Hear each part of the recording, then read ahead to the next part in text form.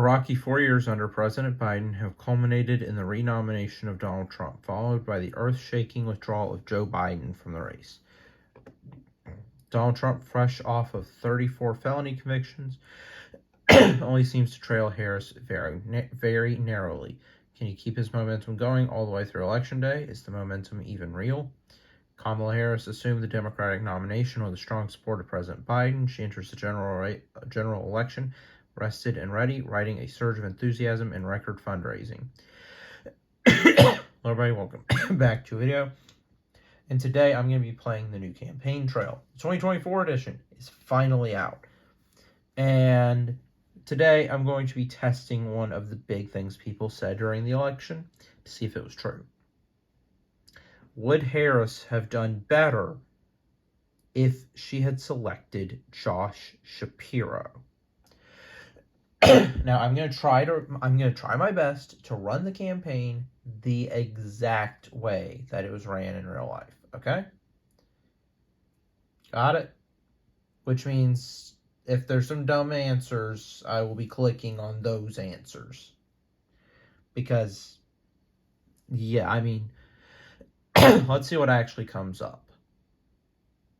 By dumb answers, I mean answers that would be dumb in game. By the way, I want to point this out. I don't know if this is going to come up.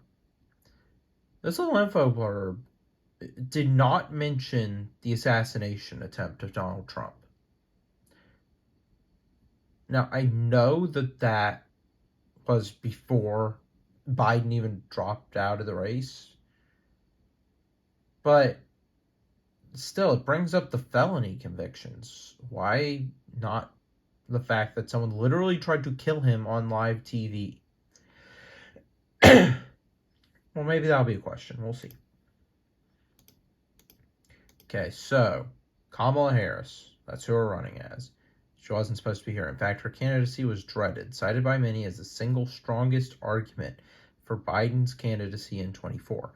Yet Biden's dismal debate performance and the subsequent Democratic panic sank his polling numbers, leading to his withdrawal under fire in late July. Harris's candidacy has breathed life into a party once resigned to defeat, but that only solves half the problem. She needs to find her footing, to find herself to a public largely unfamiliar with her, and run a strong campaign all within 100 days if she wants to rally her party and dispatch Donald Trump for the second and hopefully last time. All right. So there are a few VP picks. I did check before recording to actually see if this would be possible, and because some of these mods, I've looked into them, some of the games, you only get one selection, the historical one. With that being said, I wanted to actually make sure that this would actually be possible. So I did look. Okay? But let's actually get to playing this. Josh Shapiro, Pennsylvania, Democrat. 2 years ago, Josh Shapiro romped to victory in the Keystone State, crushing Trump-endorsed Doug Mastriano by nearly 15 percentage points. Young, moderate, Jewish, and with powerful oratory skills, Shapiro would virtually guarantee Harris the state of Pennsylvania and its 19 electoral votes, crucial for an electoral college victory. Elsewhere, though, he may cause problems. His strong support for private school vouchers, his emphatically pro-Israel record, including volunteering for the IDF, would greatly dishearten the progressive base, and questions persist about his office's roundly criticized response to a harassment scandal involving one of his closest aides last year. So, let's see what happens. By the way, the other options, Andy Beshear, governor of Kentucky,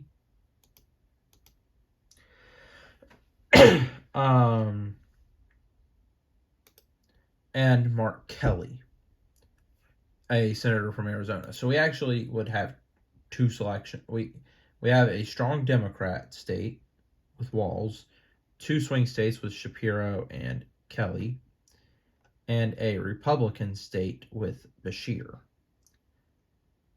But that being said,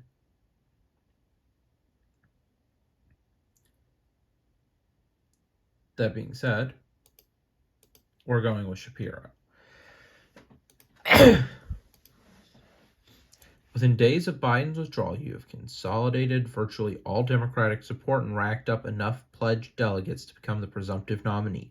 Polls indicate a surge in your favorabilities, and you've rapidly moved within striking distance of Trump. What kind of theme do you want your campaign to take on? Let's see how we're doing in polls. Okay, so we're still losing every swing state, but Wisconsin, which is crazy. So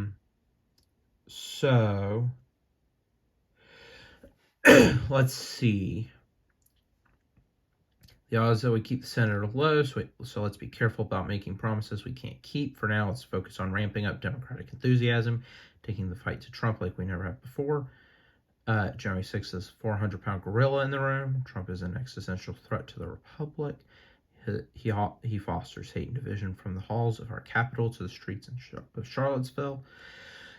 The fate of our democracy is on the line. We can't rush this. If we come out of the gate that quickly, we're going to look like opportunists, waiting in the wings to push Biden out of the way. Let's hang back, consolidate party support, and gradually move towards an active campaign.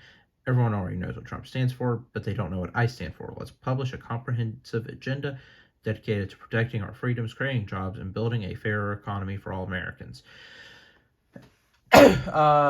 Let's be careful about the promises.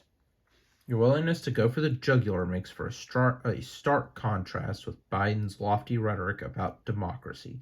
People notice that you're slim on details, but they're just happy to have someone other than Biden or Trump running. Your announcement of Pennsylvania Governor Josh Shapiro for vice president has gone over extraordinarily well with moderate Democrats and independents. However, organized labor and progressives have concerns about Mr. Shapiro's support of certain policies. Chief among them are his support of school vouchers and his critical responses to pro-Palestinian protesters. Will you attempt to shore up your left flank or carry on ahead? Let's just check the map. We're in the lead. Okay. Josh Shapiro has had a strong tenure as both Attorney General of Pennsylvania and Governor. He has prosecuted large corporations who have wronged the people of his state, and I have full confidence he will be a leader of progress as Vice President. Governor Shapiro's ability to reach across the aisle is exactly why I selected him to be my running mate. As governor, he continued to enact a popular bipartisan agenda. That this direction is reflective of how I want to run my administration. There's not really much to gain right now by playing down Shapiro. He's meant to appeal to moderate voters, and he should probably be able to quietly do that. We should spend some time before the convention making sure progressives know they're a part of this campaign. We'll make sure they clearly break from Biden. We'll make sure we clearly break from Biden and talk about rebuilding Gaza. Okay. Let's talk to the leftists. Excuse me. Shapiro is a popular pick, especially compared to Vance. But of course, it's always good to shore up your left flank. And we are winning. We're winning big time. Close popular vote. Let's see what's a light red state we could go to. Let's go to Iowa. Many Arab Americans. By the way, I was able to sort of make my own pick on the last one because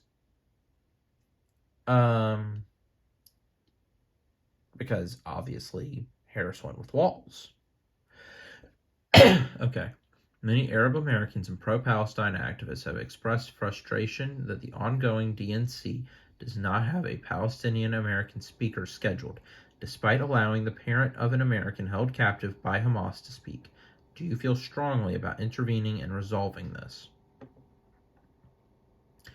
We are not making alterations to the speaking schedule on the fly, but we have made Palestinians Heard in other ways during this convention, we held a panel on Palestinian suffering, attracting hundreds of attendees. Many were deeply moved by their stories. I'm sure we could find a place to slip in a 2-minute slot for a Palestinian American speaker somewhere. Couldn't we have that Georgia state representative speak? Her speech wasn't controversial at all. I'll see to it that that this happens. We're not gonna adjust the speaking schedule. Your response is met with discouragement and frustrations from Palestinian Americans. Most people don't really care, but it would have meant the world to have someone first. It would have meant the world to some to have been represented that way in the convention hall. The last time a Democratic National Convention was held in Chicago. The last time a president dropped out in favor of his vice president. Absolutely nothing went right. Yeah, that was 1968, and we know how that went for Dems. Today, though, it's clear that's not the case. Instead, the convention is cheering for you. You've brought the energy back. You've brought the joy back. With this in mind, how will you close this convention? We've made so much progress together over the past 4 years, investing in American workers, American jobs, American infrastructure, and America's future. We've proven beyond a shadow of a doubt that when you invest in the American people, they deliver. There is so much more that unites us than divides us. We're bound by the founding promise of America, the idea that we are all created equal, endowed by their creator with certain unalienable rights. As Commander-in-Chief, I will ensure America has the strongest, most lethal fighting force in the world.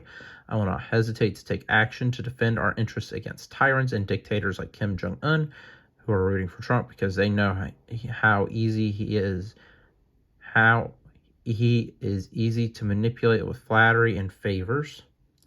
Donald Trump wants to return to an America where organized labor is gutted, civil rights for women and people of color are non-existent, and the American economy is primarily an engine for the enrichment of himself and the 1%.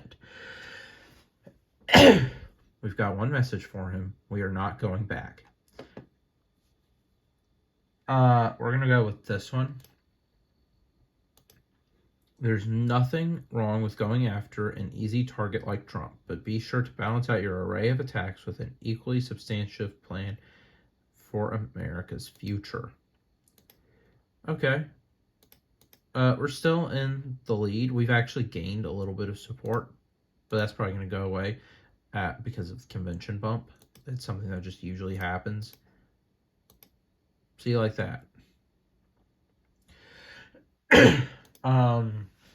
Today, Robert F. Kennedy Jr. announced he's dropping out of the race and endorsing Donald Trump. Pundits are unsure who this will help more, you or Trump. How will you respond? Kennedy had a broad yet odd coalition. We'll focus on pulling some of the Democratic-leaning voters, especially younger ones.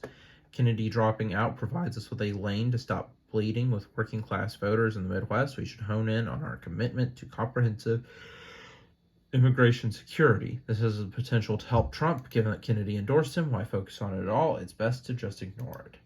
No harm, no foul. Kennedy has floundered in recent polling as of late anyway.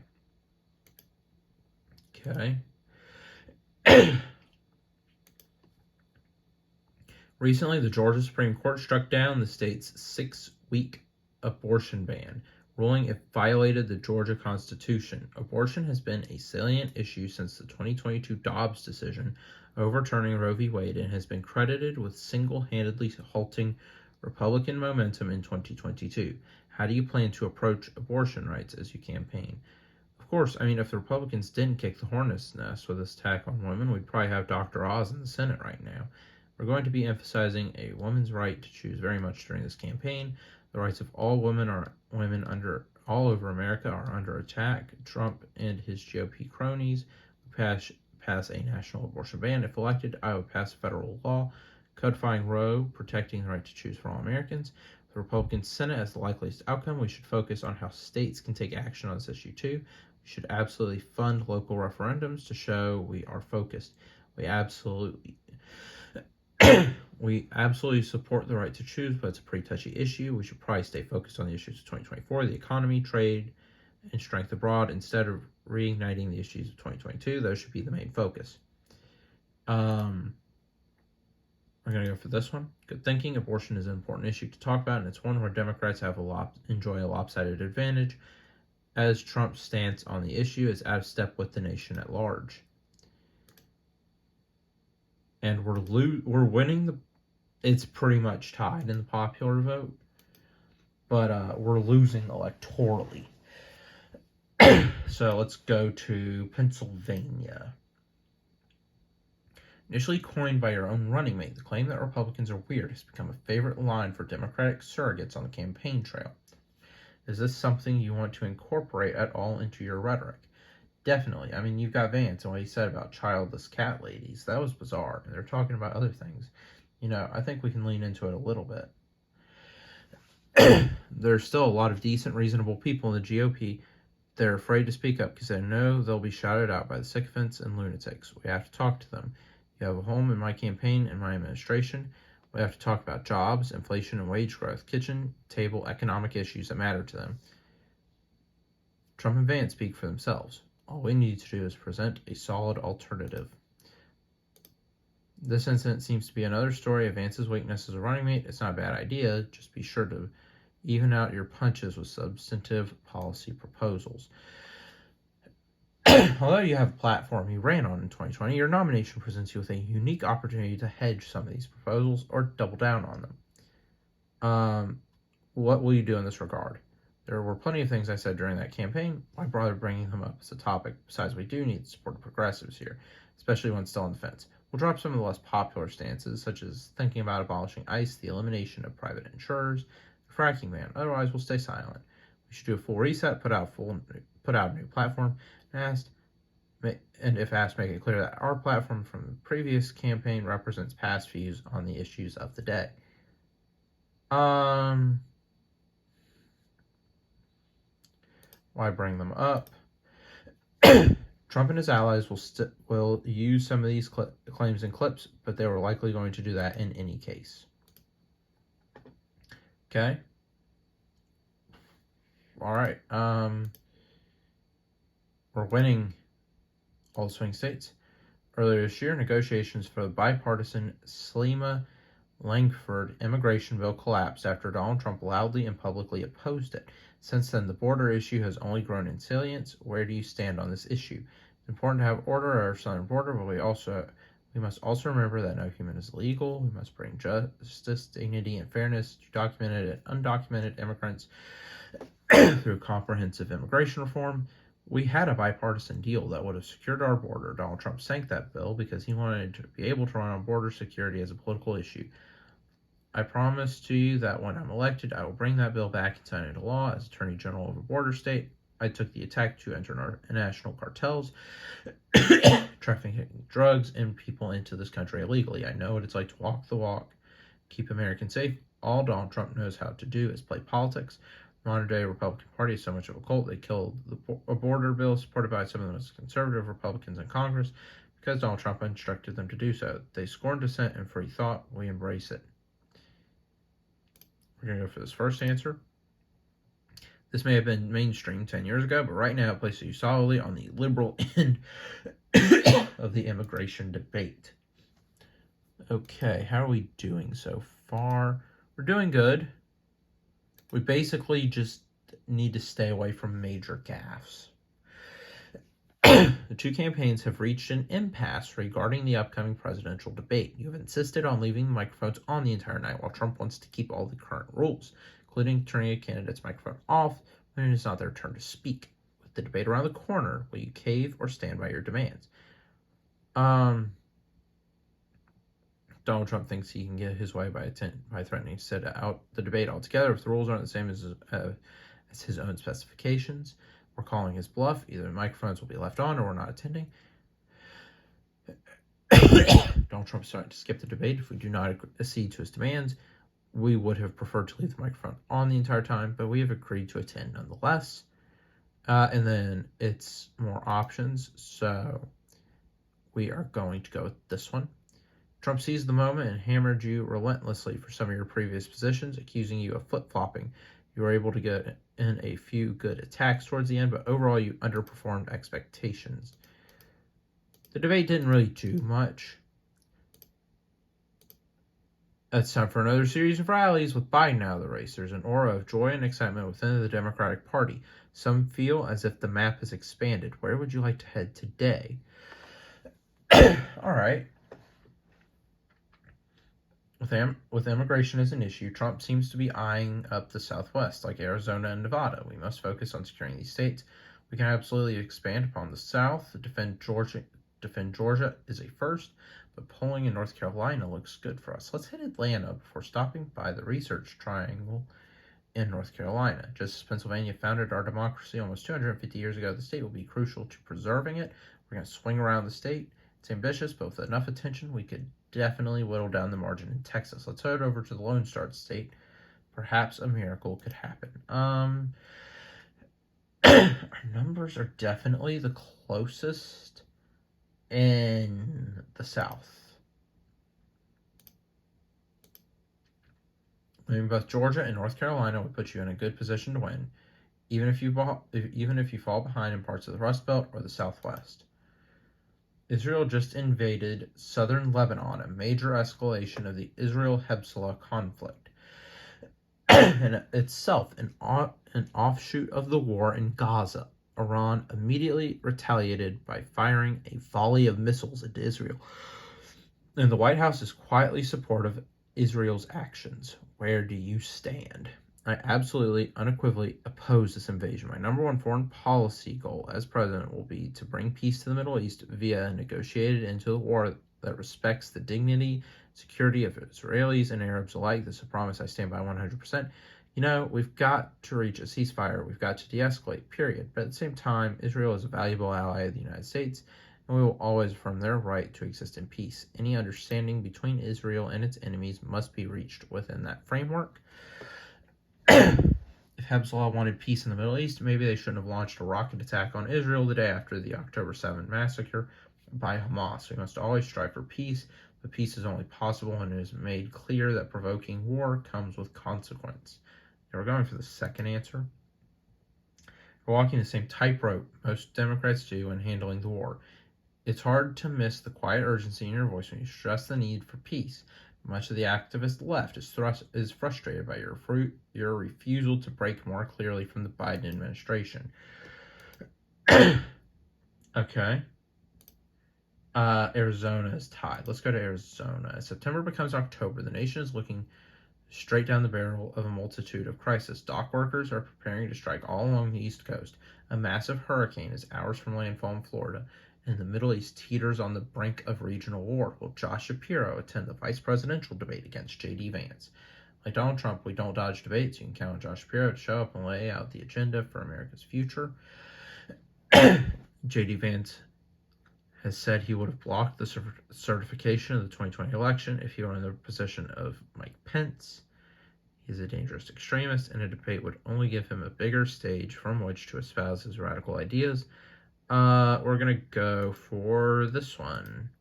Fortunately, Shapiro was a little awkward and nervous in front of the camera, and restrained Vance outperformed expectations. However, the dock workers agreed to delay their strike until January, which is good news regardless. Okay.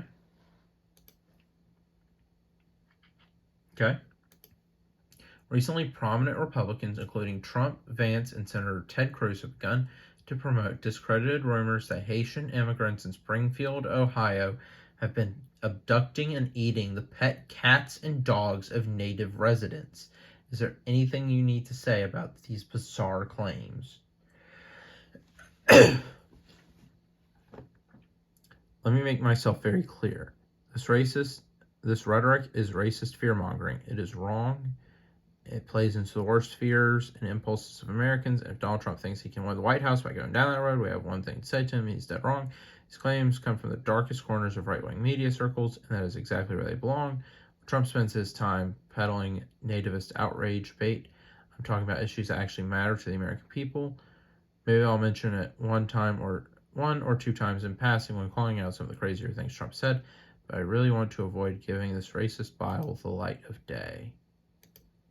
Immigrants are kidnapping and eating cats and dogs. It's definitely up there with windmills cause cancer and just and just inject bleach to cure cancer is one of the strangest things Trump has ever said.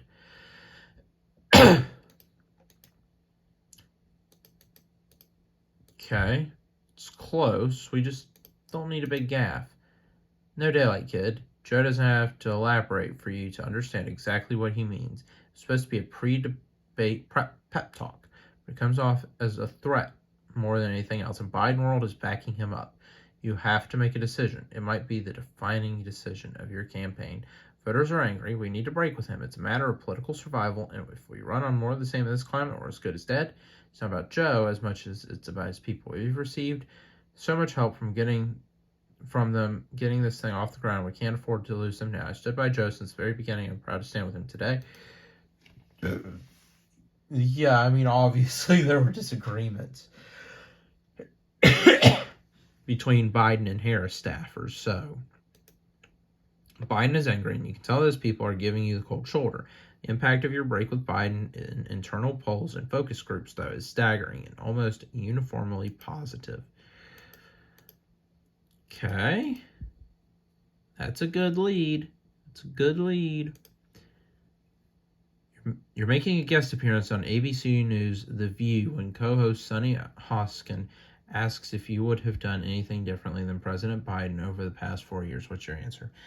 Oh, no. Oh, no. So, this was where one particular attack ad came from. Well, I think it was, let's see it. Yeah, well, I think it was a mistake for President Biden to not put a Republican in his cabinet. I would have done that. It will be a priority of my administration to listen to the views and ideals of all Americans, regardless of party or ideology. My approach to the Israel-Hamas conflict would have been different to his. I think we need to act with much more strength in ending this war. We can't credibly claim to stand for peace when we turn around and supply Israel with weapons unconditionally. I'm proud of my work with Biden, but we could have done more. We could have been so much more early and aggressive in countering the effects of inflation, and we should have taken swift executive action to secure the border. And then there's the one that she actually said. There's nothing that comes specifically to mind. We've had a very successful administration, and I've been a big part of most of the decisions that have had an impact. This is going to destroy us. But I'm trying to play the campaign the same way, so we must click this answer. Why would you say this? Your answer to the softball question delights Republican admin who quickly cut television ads connecting you to Biden, and it totally undercuts your pitch to voters as a change agent. And with that, the election is completely swung, and we are losing New Hampshire. Okay, but the margins actually seem close. We could definitely work with this. As expected, there are multiple third-party bids on the left that seek to siphon votes from your campaign. The Green Party has nominated Jill Stein yet again, while independent Cornel West and PSL nominee Claudia de la Cruz are also on many ballots. Do you have anything to say about these campaigns? No comment. You don't punch down politics. These long-shot bids shouldn't be given any attention. Jill Stein's bid threatens to hand the election to Trump. We should not be afraid to call her out for her foolish and selfish decision. Let's have the campaign create a digital ad showing Stein's ties to Trump and Russia. We should be strategic here. We shouldn't give these spoiler bids any attention publicly, but where possible, we need to keep these parties off the ballot in all of the key swing states. This was something that happened where legal action was taken, or actions were taken to try to keep some of these candidates off the ballots. Good news, Stein, West, and De La Cruz are off the ballot in Pennsylvania, Arizona, and Wisconsin. Bad news, the attempt to keep these parties off the ballot will only drive their campaign further, and this generates some bad headlines. Okay. Well, we've made a little bit of a comeback. We've got Michigan. You're sitting down for your first 60 Minutes interview as the Democratic nominee for president when host Bill Whitaker asks you the following question. Which country do you consider to be our greatest foreign adversary? I don't want to pigeonhole myself here by saying something that could tie my hands during my presidency. There are a number of countries aligned against us, but you can rest assured that we're watching them very closely and that we will never hesitate to defend American interests. Iran is the obvious one in mind. They have American blood on their hands, and this attack on Israel, in which over 200 ballistic missiles were fired, is appalling. We must do whatever we can to ensure that Iran does not become a nuclear power. China subjects us to ruthless economic warfare, exploiting our trade agreements and gutting our industrial capacity by subsidizing their own industry. Meanwhile, they practice harsh political repression and censorship at home and threaten neighboring countries in their immediate vicinity. Russia is our greatest adversary right now. They believe erroneously, of course, that they are still a great power and that they have been subjugated by the West for decades. In their view, this justifies violent territorial expansion, and Ukraine is just the start of that. She said Iran in real life. Given Iran's missile attack and the backing of the Trump and the hacking, given Iran's missile attack and their hacking of the Trump and Biden campaigns, Iran's hawkishness is becoming very politically expedient. Keep in mind that this is a trade-off, though, and this rhetoric might hurt you with leftists and anti-interventionist types.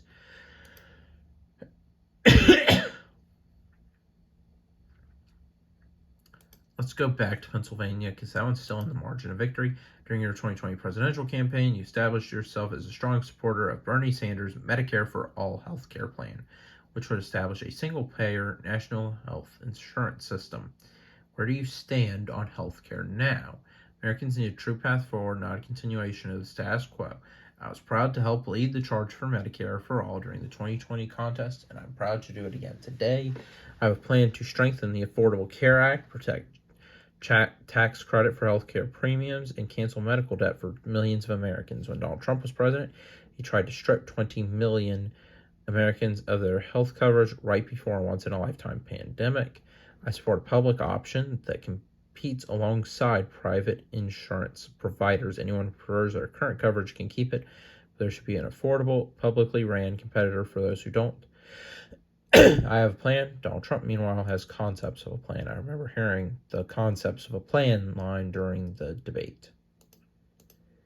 It's a good idea to frame this as just giving consumers more choices. The public opinion has been the white whale of many a Democratic president. Will you be the one who finally follows through? Okay. We're still losing, but we're performing better than Harris did in real life.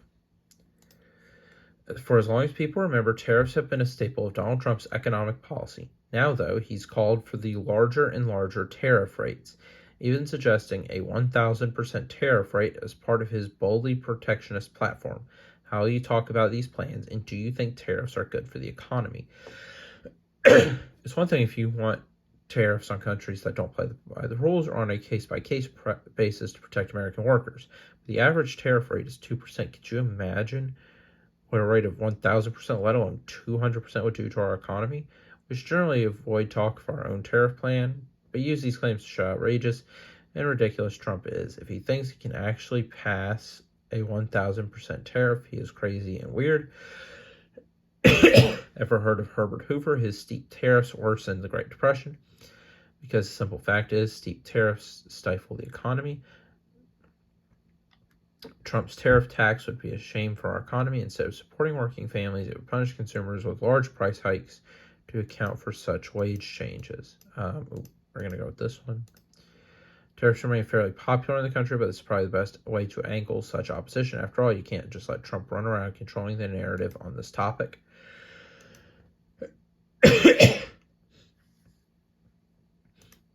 Okay. Yet another example of Trump's rhetoric has made its way to the press. An article by The Atlantic has reported that Trump asked John Kelly why he couldn't be more like the German generals during a meeting in 2020. This has brought up a recurring theme of Trump's rhetoric being described as fascist. How would you like to tie this into your closing message? Here's an idea. I know Liz and Dick Cheney endorsed me back in September, and we just did that rally in Fond du Lac County, Wisconsin. Why don't we do another one in Georgia? We need to focus on winning over moderate Republicans who are still dissatisfied with the Republican Party. These types of comments are exactly the type of rhetoric that costed Republicans 2022. Now it's going to cost them 24. It's important we don't lose sight of the fact that Trump is bought and paid for by the rich like Elon. His insane comments, although concerning, are distractions from his unfair economic agenda. This election is a choice between freedom and chaos. If Trump wins, it will be even more chaotic than the last time. He's made this very clear on the campaign trail. The rally. The rally goes over well locally, but there are risks of campaigning with the daughter of the former unpopular vice president. Elon Musk has made it his personal mission to ensure Donald Trump is elected in November, whatever financial cost is incurred. Musk's America PAC has spent over $100 million. This money has been spent on lotteries for referring swing state voters and ground game canvassing. While there have been some missteps, by and large, Musk's big money seems to be having an effect in the polls. You have to counteract it, but how? How legal is this stuff even? He's basically buying votes in the swing states. Let's have one of our allies file a suit against the PAC. Sooner rather than later, even if it's a long shot. There's not much we can really do here except fundraise off of it. Hopefully people can see how he's basically trying to buy the presidency here. There's some really bad stories coming out of this PAC. Terrible mistreatment of canvassers, poorly management of data that's led to inaccurate data. It's chaos. That's what you should expect under a Trump administration. Apparently, Philadelphia's district attorney is going to prepare a lawsuit against the American PAC. Our best move is to wait and see what happens there.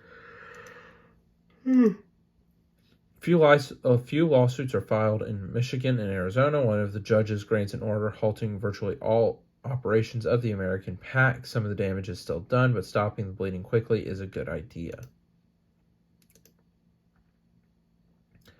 Okay. Cocky as ever, Donald Trump has chosen to hold a massive rally at Madison Square Garden during the final days of the campaign deep in the blue state of New York. However, controversy has arisen as multiple speakers, among them includes Tony Hinchcliffe, made numerous racist jokes targeting Puerto Ricans, Palestinians, Jews, Latinos, and African Americans. Trump has been looking to make his coalition as diverse as ever this year, so hopefully this is a good opportunity to undercut that. How will you do that? I don't really think there's much we can add here besides denouncing it when asked for comment. Make sure everyone in the party knows this. We should just have the press do their thing here and hope that this story lasts into Election Day. This is just another example of Donald Trump's rhetoric getting darker and more racist. Many of Trump's former advisors have begun to come out with stories about his fascist tendencies. Leaders are judged by the company they keep. Let's take a different angle. All this bro stuff is clearly getting to the women of America. Even Nikki Haley was critical of this. We'll obviously mention the racist comedian stuff, but let the media do the bulk of that. I think that's what it was. Unfortunately, any momentum you could gain from these comments seems to have been blunted by Biden calling Trump supporters garbage. Okay, so I did click on the right one then, because Biden did call Trump supporters garbage. It's an interesting move to bring up the gender aspect of this all, especially given how little it's been a factor of your campaign. You take the stage directly in front of the White House, the same venue from which Donald Trump incited the Capitol attack 4 long years ago. Before you stands a sea of nearly 80,000 people, the overflow crowd exceeding past the Washington Monument. You're here to deliver the closing message of your campaign. What do you tell them? We're going to lose big time.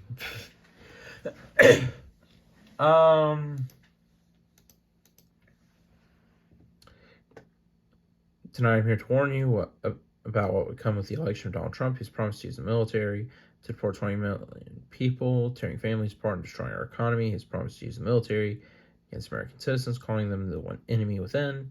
We've accomplished so much over the past 4 years. I don't think this is the one that we go with.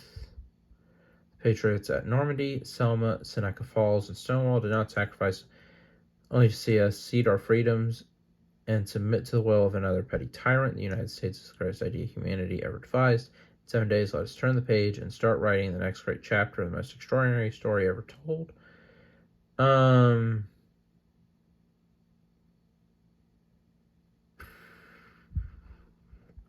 I believe this is the one that it went in real life.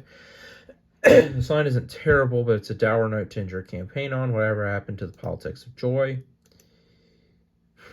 Um, tomorrow's the day of your final rally. These final few months have felt like ages. America is on edge, and the world is almost at a standstill as they wait for the votes to be counted. The only question is, where are you headed to? We're headed to Georgia and maybe a short stop in North Carolina. If black turnout is as good as we hope it will be, our odds of carrying both states should be pretty good. Nate Silver's model says Pennsylvania is most likely to be the tipping point state. We better put our final efforts into winning the Keystone State. Let's head to Wisconsin and Michigan. We need to make sure that the so-called blue wall can withstand Trump's last-minute barnstorming. If we want to make it out west, we'll need to go soon. Latino turnout in Arizona and Nevada look to be crucial, stopping Trump from flipping those states.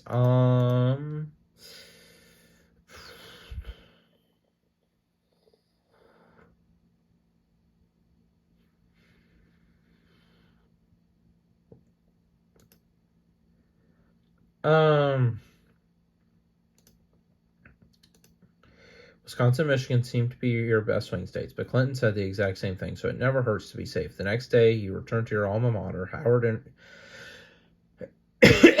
Howard University in Washington, D.C. Best of luck. Okay. So, yeah, I think that with this game, it definitely seems like that one line, the view question can really swing it, because I was doing really well and then that came up. So if you're trying to do this, that's where I think you fall.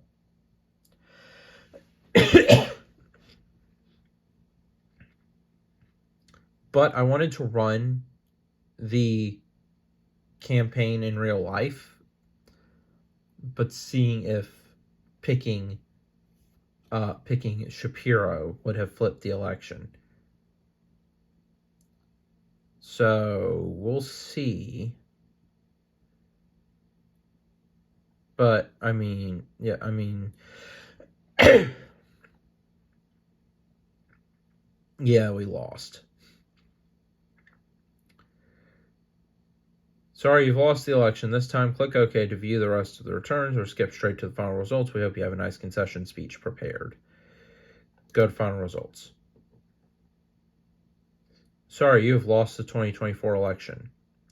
When Democrats rallied behind you in July, you were expected to bring the joy back. Bring it back, you did not. So Donald Trump has managed to claw his way back to the White House, exceeding many expectations people set when you had entered the race. Plenty had seemed to accept the results as a possibility towards the end, but fear still lingers in the Democratic Party. Where you, the party, and the nation go from here is a mystery. Donald Trump has made very ambitious claims about seeking revenge against those who have wronged him. Are you included in that? Many on the left are glad that Biden was cast aside. But many feel this result vindicates their hesitation with you. In any case, a loss this big means that your political career is likely over. Do they give vice presidents their own libraries? I mean, that's pretty much the actual map. Yeah, I mean, literally that's the map. We did worse this game, because we lost New Hampshire this game. Barely lost it, but lost it we did.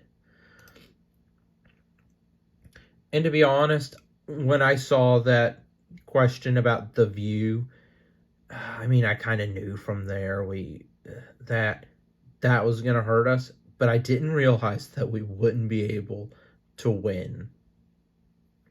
Also, I don't know if this is true on the Trump side, but there was no mention of the assassination attempt of Donald Trump on this side, which is insane, because that was probably, I'd say, the most, not iconic, that would not be the best term for it, probably the most infamous, might be the